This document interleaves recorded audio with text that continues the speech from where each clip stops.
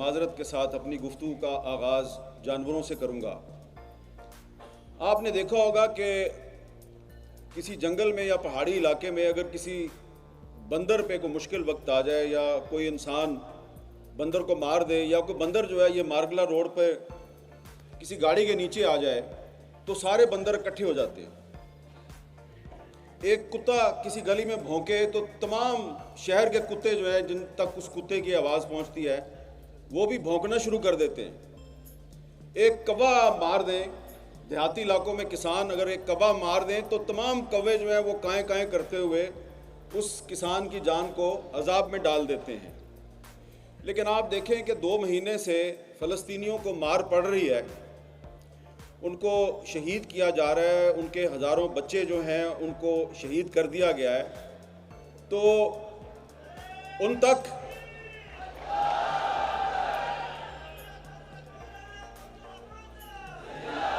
بھائی آپ کی بڑی مہربانی، مجھے صرف 5 منٹ ملے ہیں۔ مسلم ممالک ہیں اور جن کی حکومتیں ہیں وہ آپ کو اس کی اجازت نہیں دے رہے۔ آپ ان کی مدد تو کرنا چاہ رہے ہیں لیکن وہ آپ کو اس کی مدد کرنے کی اجازت نہیں دے رہے۔ ابھی ہمارے ایک بہت ہی محترم ساتھی نے یہاں پہ کہا کہ کم از کم غوری میزائل کا رخ ہی اسرائیل کی طرف کر دو۔ بھائی آپ کو پتہ ہونا چاہیے کہ غوری میزائل کا رخ اسرائیل کی طرف کرنے کی کوشش کی تھی ایک آدمی نے، اس کا نام تھا ڈاکٹر عبدالقدیر خان، اور یہ جو بات میں آپ کو بتانے لگا ہوں یہ خود مجھے ڈاکٹر عبدالقدیر خان صاحب نے بتائی۔ میں نے ان سے پوچھا کہ یہ ڈاکٹر صاحب یہ پرویز مشرف کے ساتھ کیا مسئلہ ہے آپ کا، آپ تو ہمارے قومی ہیرو ہیں۔ تو انہوں نے اس کو ایک بہت ناقابل بیان قسم کی گالی دی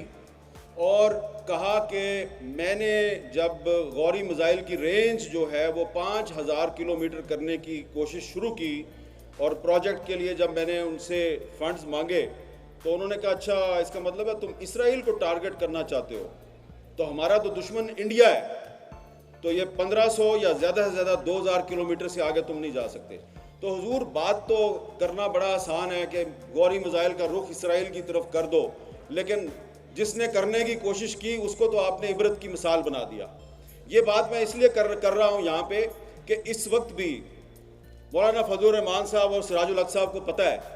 کہ اس وقت بھی پاکستان میں وہ لوگ موجود ہیں کہ جو اوپر سے تو مذمت کر رہے ہیں اسرائیلی بمباری کی، لیکن اندر سے ان کا دل جو ہے وہ کہیں اور ہے۔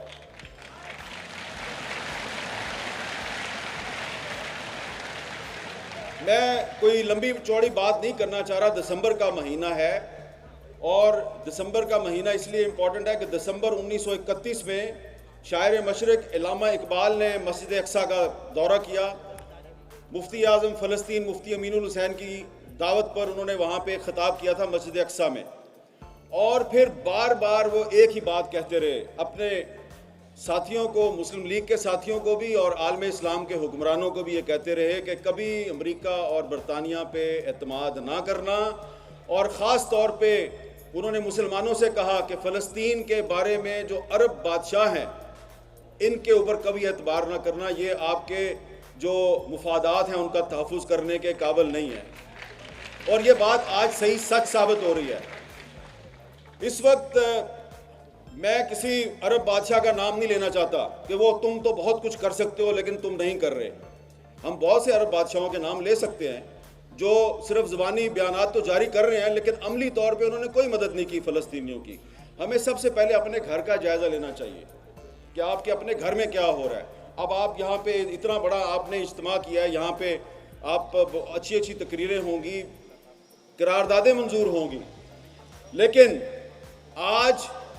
پاکستان کی جو اس وقت موجودہ حکومت ہے اس سے یہ پوچھنے کی ضرورت ہے کہ آپ بار بار جو یہ کہتے ہیں کہ مسئلہ فلسطین کا حل 2 اسٹیٹ سلوشن ہے، 2 ریاستی فارمولہ، تو یہ پاکستان کی کون سی پارلیمنٹ نے یہ فیصلہ کیا، کہاں پہ یہ فیصلہ ہوا کہ 2 ریاستی سلوشن جو ہے وہ مسئلہ فلسطین کا حل ہے؟ اور کیا یہ ہمارے نگران وزیر اعظم صاحب جنہوں نے 2 اسٹیٹ سلوشن کی بات سب سے پہلے کی، مطلب پتہ ہے آپ کو 2 اسٹیٹ سلوشن کا مطلب کیا ہے؟ مطلب یہ ہے کہ 2 اسٹیٹ سلوشن کا مطلب یہ ہے کہ جی آپ اسرائیل کا جو وجود ہے اس کو تسلیم کر لیں، اور اسرائیل کو بھی تسلیم کر لیں، اور یہ جو غزہ اور دریائے اردن کا جو مغربی کنارہ ہے اس طرف جو فلسطین ہے یہاں پہ ایک فلسطینی ریاست قائم کر دیں۔ تو یہ 2 اسٹیٹ سلوشن ہے۔ اب میں اس 2 اسٹیٹ سلوشن کو کیوں مسترد کرتا ہوں، میں اس کے کیوں خلاف ہوں؟ پہلی بات تو یہ ہے کہ پاکستان اسرائیل کو تسلیم نہیں کرتا، اور دوسری بات وہ یہ ہے کہ بانی پاکستان قائد اعظم محمد علی جناح نے 1948 میں جب اسرائیل کو تسلیم کیا گیا تو اس 2 اسٹیٹ سلوشن کو انہوں نے مسترد کر دیا۔ ان کو جب یہ کہا گیا کہ آپ اسرائیل کو تسلیم کریں تو انہوں نے انکار کر دیا، اور قائد اعظم نے خط لکھا امریکی صدر ٹرومین کو، اور اس خط میں یہ کہا کہ اسرائیل ایک ناجائز ریاست ہے، آپ اس کی سپورٹ بند کر دیں۔ تو لہٰذا اگر آج پاکستان کی کوئی حکومت 2 اسٹیٹ سلوشن کو سپورٹ کرتی ہے یا کہتی ہے کہ مسئلہ فلسطین کا حل 2 اسٹیٹ سلوشن ہے، تو اس طرح وہ دراصل اسرائیل کو تسلیم کرنے کی بات کر رہی ہے، اور ہم اس کو تسلیم نہیں کرتے۔ ہم سمجھتے ہیں کہ اسرائیل دراصل فلسطین ہے اور پورے کا پورا فلسطین آزاد ہونا چاہیے۔ اب کہا جائے گا کہ یہ تو آپ اقوام متحدہ کی جو قراردادیں ہیں اس کی خلاف ورزی کر رہے ہیں، تو اقوام متحدہ کی ایک قرارداد تو کشمیر کے بارے میں بھی ہے، تو پھر آپ کو جو کشمیر کے بارے میں قرارداد ہے اس کا بھی احترام کرنا چاہیے۔ آپ کشمیر پہ قرارداد کا احترام نہیں کرتے، ہم اسرائیل اور فلسطین پہ اقوام متحدہ کی قرارداد کا احترام نہیں کرتے، اور یہ ایک اعلان کرنا چاہ رہے ہیں۔ آپ کریں گے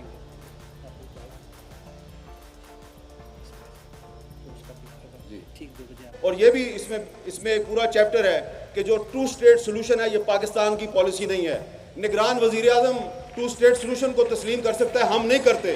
اور ابھی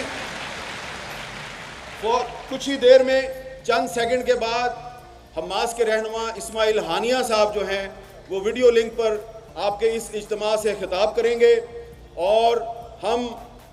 ان کو یقین دلاتے ہیں، تمام یہاں پہ جو موجود علماء کرام اور لیڈرشپ ہے، اور آپ کی طرف سے ہم ان کو یقین دلاتے ہیں کہ آپ ایک چٹان کی طرح اسرائیل کے سامنے کھڑے ہیں، اور ہم بھی آپ کے ساتھ کھڑے ہیں۔ اور اسماعیل ہانیہ صاحب جو ہیں وہ یقیناً بہت سے جو مسلم ممالک ہیں ان کی جو حکومتیں ہیں وہ ان کو پسند نہیں کرتی، لیکن تمام مسلم ممالک کے عوام جو ہیں وہ اسماعیل ہانیہ کو اپنا ہیرو سمجھتے ہیں، اور ہم آپ کے ساتھ ہیں۔ ہماری حکومتیں آپ کے ساتھ ہو نہ ہوں، لیکن ہم سب آپ کے ساتھ ہیں، اور اب کچھ ہی دیر میں اسماعیل ہانیہ صاحب جو ہیں وہ آپ کے سامنے جلوہ افروز ہوں گے۔ بہت بہت شکریہ۔